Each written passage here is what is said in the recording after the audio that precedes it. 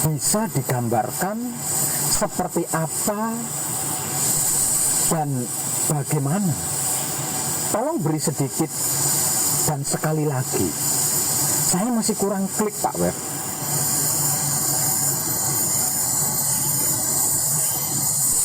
Kesadaran yang saya maksudkan adalah kesadaran yang sesungguhnya, yang sebenarnya, dan yang sejatinya. Bukan sekedar kesadaran dari sesuatu yang tidak kita lihat, tidak kita dengar, tidak kita cium, dan tidak kita rasa, seperti memabukkan atau melenakan. Juga bukan kesadaran saat terbangun dari terlelap tidur atau dari jatuh pingsan,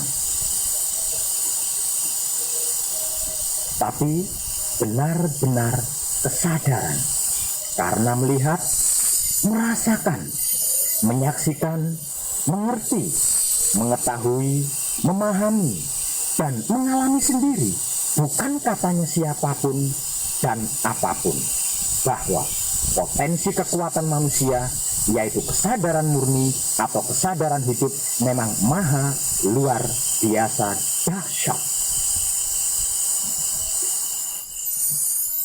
Untuk bisa meraih kesadaran murni atau kesadaran sejati atau kesadaran hidup atau kesadaran universal atau kesadaran alam semesta atau kesadaran Romo atau kesadaran Tuhan atau kesadaran tertinggi ini, tentunya kita perlu penyaksian secara langsung dan nyata serta real, mengetahui, melihat, mendengar, merasakan, mempelajari, mengkaji, memahami, dan merasakan sendiri adanya potensi kekuatan yang luar biasa tersebut.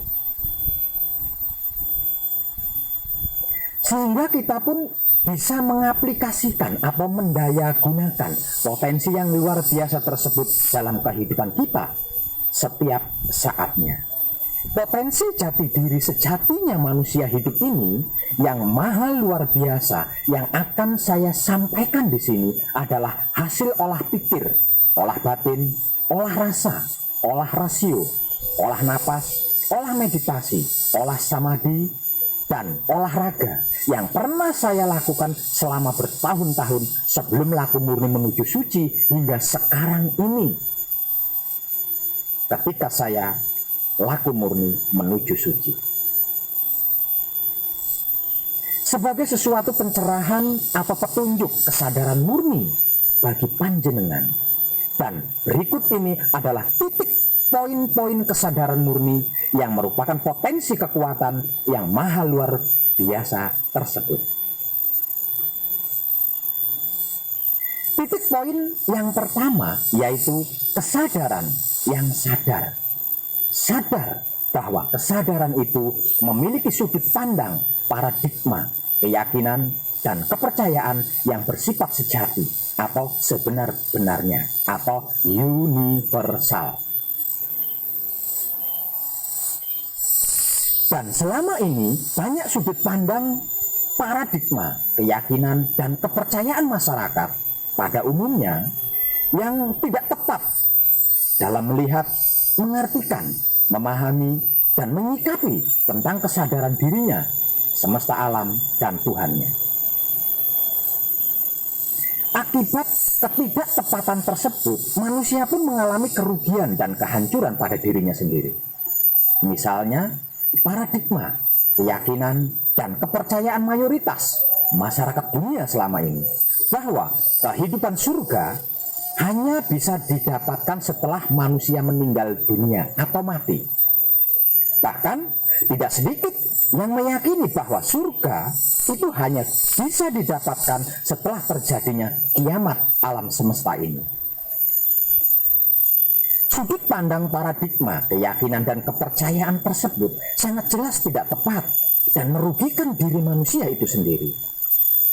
Padahal tidak ada yang melarang manusia memiliki paradigma, keyakinan, dan kepercayaan bahwa surga yang kekal abadi itu bisa didapatkan dari saat sekarang ini tanpa harus melewati kematian dan siksa kubur saat nanti.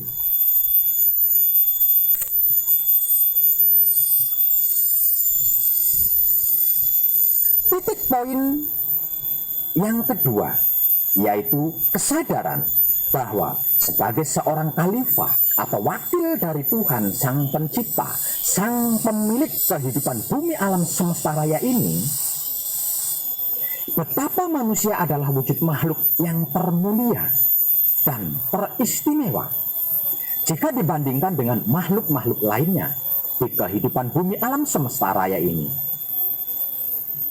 Sehingganya manusia seharusnya benar-benar mampu mewakili kehebatan dan kedahsyatan atau kemahaan atau kewenangan dan kekuasaan Tuhan Sang Pemilik kehidupan bumi di alam semesta ini.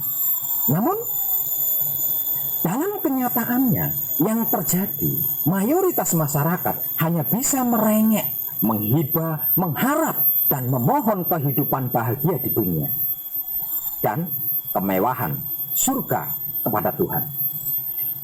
Sebagai Sang Pemilik seluruh kehidupan yang telah menganugerahkan semua dan segalanya pada manusia berupa potensi kekuatan dan kekuasaan yang maha luar biasa dahsyat, di sini seharusnya manusia bisa mandiri, bahkan mampu mewakili kepemilikan, kewenangan, dan kekuasaan Tuhan Sang Pemilik kehidupan alam semesta raya ini, bukan malah memperbudak Tuhannya dengan berbagai permohonan.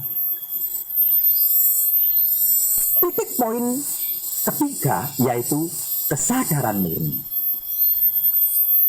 atau kesadaran sejati atau kesadaran hidup atau kesadaran universal atau kesadaran alam semesta atau kesadaran Romo atau kesadaran Tuhan atau kesadaran tertinggi ini yang saya titik poinkan sebagai kesadaran murni ini berada di taman kehidupan surga yang kekal abadi.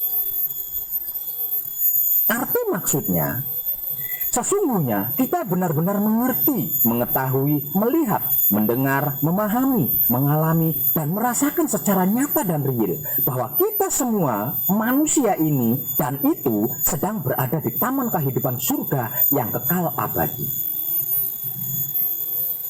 di mana seluruh kebutuhan, keinginan, harapan, cita-cita, dan semua yang terjadi, semua yang menjadi doa setiap manusia seluruhnya ada, tersedia, dan tersaji di kehidupan bumi alam semesta ini, sehingga manusia tinggal mengelola, mengatur, mengolah, menikmati, merawat, menjaga, memanfaatkan, dan mengendalikannya agar bisa menjadi fasilitas kenikmatan yang sempurna.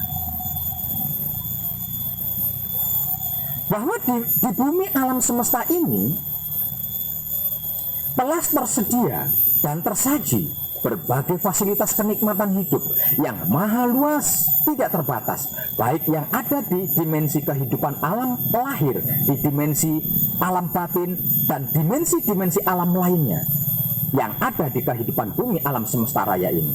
Bahkan neraka dan surga di akhirat yang selama ini fata morgana karena bersifat misteri pun ada di kehidupan saat sekarang ini, di bumi alam semesta jagat raya ini.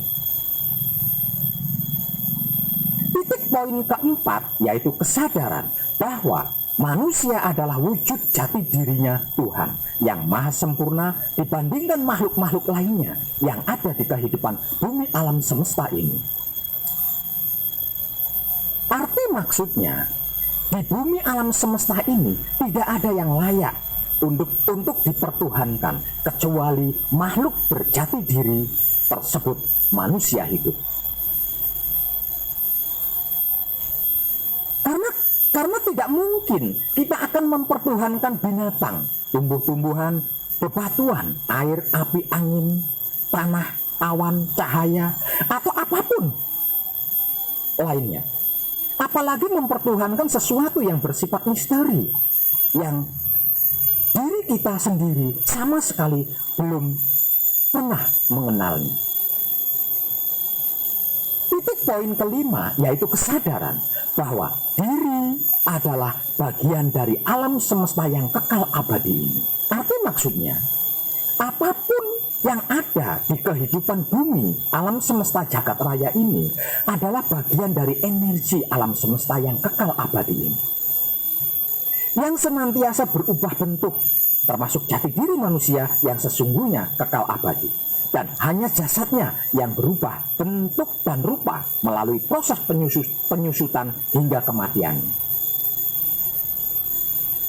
Titik poin keenam yaitu kesadaran bahwa hidup, jasmani, dan rohani diri adalah amanat yang wajib dijaga, dirawat, dipelihara, dilindungi, diayomi, dan dilestarikan eksistensinya di kehidupan alam semesta raya ini. Arti maksudnya bukan dibunuh dengan paradigma, keyakinan, dan kepercayaan yang mewajibkan dirinya harus mengalami kematian dengan jasad terkubur di tanah atau dibakar dan lain-lain.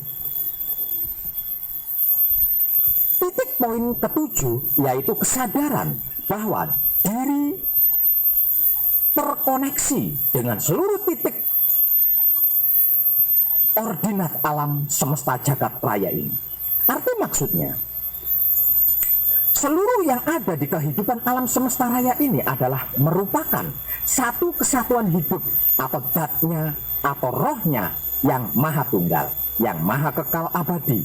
Tidak ada satupun yang putus atau terpisah dengannya. Sehingganya, apapun yang ada di kehidupan alam semesta raya ini terhubung atau terkoneksi secara langsung dengan yang maha suci hidup di dalam semesta alam raya ini. Titik poin ke-8 yaitu kesadaran bahwa kehidupan ini adalah pengulangan dari kehidupan masa lalu. Arti maksudnya, kita semua yang hidup pada saat ini masa-masa pernah mengalami, sama-sama pernah mengalami kehidupan yang serupa di masa lalu.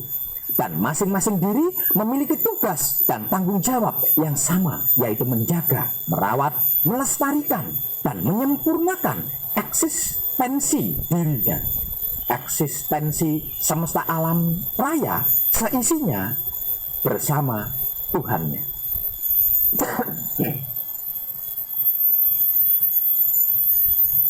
Titik poin ke-9 yaitu kesadaran bahwa saat ini adalah dunia dan akhirat, atau neraka dan surga, atau lahir dan batin. Arti maksudnya, jika kita merasakan pernah hidup di masa puluhan ribu tahun yang lalu, dan saat ini kita dihidupkan kembali dengan wujud rupa yang berbeda, maka kita akan merasakan saat ini adalah saat ini, bukan saat tadi atau saat nanti.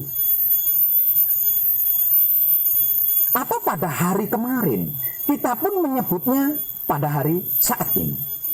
Bahkan esok hari atau kelak, pada 1000 tahun ke depan, kita akan tetap menyebutnya sebagai saat ini.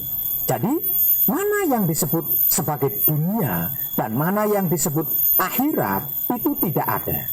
Yang ada hanyalah saat ini dan saat yang sedang berjalan ini. Karena hakikatnya tidak ada waktu dan tidak ada ruang. Ora ono opo-opo ora ono. Yang ada hanyalah keabadian, kunci yang sempurna. Dan berbagai kesadaran lainnya yang akan mengantarkan diri kita kepada kehidupan yang sejati, yang kekal abadi bersama Tuhan yang Maha Esa dan Kuasa. 9 titik poin-poin kesadaran murni yang sudah saya informasikan tadi sebagai pengertian, pengetahuan, dan pemahaman untuk acuan atau petunjuk dasar bagi siapapun yang laku murni menuju suci, namun belum mengerti, belum mengetahui, belum memahami kesadaran murni yang merupakan syarat melakukan murni menuju suci. Itu apa dan bagaimana serta seperti apa? Agar supaya bisa cepat sampai dan bisa masuk serta tinggal menetap di taman kehidupan surga kekal abadi bersama Tuhan, pemilik semesta alam jagat raya ini. Para kakang kinasiku sekalian, ketahuilah bahwa pada malam hari yang cerah, kita bisa melihat begitu banyak bintang-bintang menghiasi langit. Namun ketika langit malam tidak tampak berhiaskan bintang-bintang, sesungguhnya bintang-bintang itu tetap berada di tempatnya masing-masing, tidak pernah pergi kemanapun meninggalkan langit. Hanya saja dia tidak tampak terlihat karena penglihatan kita terhalang oleh mendung. Demikian halnya ketika kita tidak dapat menemukan kesadaran murni kita pada masa ketidaktahuan kita. Bukan berarti kesadaran murni itu tidak ada di dalam diri kita. Akan tetapi dia tidak dapat disadari karena kesadaran murni kita terhalang mendung ego, pamrih, dan arogan yang tebal. Maha Suci hidup sebagai parama sakti atau para sakti atau energi kesadaran tertinggi adalah kesadaran murni, substansi utama yang mengalir melalui semua perwujudan. Itu adalah kehadiran gaib Maha Suci hidup sebab utama dan menjadikan segala yang ada tanpa ada yang bisa menahan. Para sakti atau energi kesadaran tertinggi atau kesadaran murni disebut sebagai banyak nama, seperti diam, hening, sunyi, cinta kasih sayang, atau patrat samadhi. Sedangkan kekuatan, kekuasaan, dan seluruh pengetahuan atau kecerdasan itu adalah Satchidananda, eksistensi kesadaran, kebahagiaan, dan ketentraman. Kekuatan murni dari makhluk yang benar-benar murni akan dirinya tanpa objek dari kesadarannya. Dia memancarkan cahaya, energi, dan pengetahuan sucinya. Zat Maha Suci hidup muncul para masakti atau para sakti atau energi kesadaran tertinggi adalah manifestasi pertama pada kesadaran murni, kesadaran supra atau kesadaran universal atau pengetahuan tak terbatas. Jadi selagi patrap samadhi kita tidak atau belum diam, hening, sunyi, maka selama itu kita tidak pernah bisa menyadari akan manifestasi pertama pada kesadaran murni kita, yaitu cinta kasih sayang. Kesadaran murni mengetahui secara tidak terbatas. Dia mengetahui dari alam semua ciptaan Maha Suci hingga ke permukaan mereka. Wujudnya ada di dalam setiap wujud yang hidup dan tidak mati. Jika kesadaran murni menghilangkan semua resapan para masakti dan para saktinya dari salah satu atau semua triloka, yaitu Baitul Makmur, Baitul Muharram, dan Baitul Muqaddas atau pikiran, batin, dan syahwat, maka akan runtuh, hancur, dan menghilangkan secara perlahan. Sakti Maha Suci hidup adalah kekuatan mempertahankan dan kehadiran seluruh alam semesta, kekuatan tak terbatas yang tidak memiliki awal maupun akhir. Dan sesungguhnya ini adalah kesadaran murni atau kesadaran sejati atau kesadaran hidup atau kesadaran Romo atau kesadaran Tuhan atau kesadaran tertinggi. Maha Suci hidup tersembunyi di dalam semua makhluk-makhluk ciptaannya yang paling dalam dan menyaksikan karya dari semua makhluk-makhluk ciptaannya terdiam dalam segala hal serta mengamati segalanya.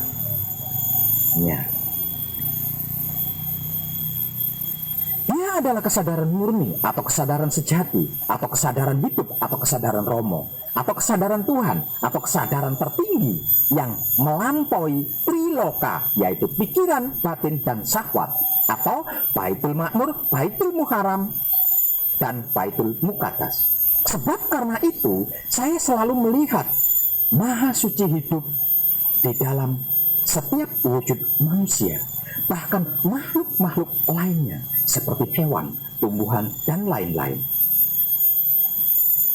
Ketika saya bertemu orang yang berbeda, saya berkata pada diri saya sendiri, Maha Suci hidup di dalam wujud orang suci. Maha Suci hidup di dalam wujud orang berdosa. Maha Suci hidup di dalam wujud orang-orang yang berbudi. Maha Suci hidup juga di dalam wujud orang-orang yang tidak berbudi, dan lain-lain sebagainya. Panjenengan pun akan bisa menyaksikan kenyataan Maha Suci hidup secara nyata di dalam setiap perwujudan yang berbeda-beda itu, jikalau panjenengan telah memahami 9 titik poin-poin kesadaran murni yang telah saya informasikan tadi. Tercerahkanlah panjenengan semuanya. Dan salam setuhan, penuh cinta kasih sayang dari dalam lubuk hati saya, Wong Edan Bagu, yang paling dalam. Selamat, selamat, selamat, rahayu, rahayu, rahayu, damai, damai, damai, tentram. Saya Wong Edan Bagu ngaturaken sugeng rahayu lir ing sambikala amanggih yuwana pinayungan mring ingkang maha suci. Basuki yuwana teguh rahayu selamat. Berkah selalu untuk semuanya tanpa terkecuali, terutama para sedulur, khususnya para kadang konco dan kadang anak saya yang senantiasa direstui yang tak Maha Suci itu.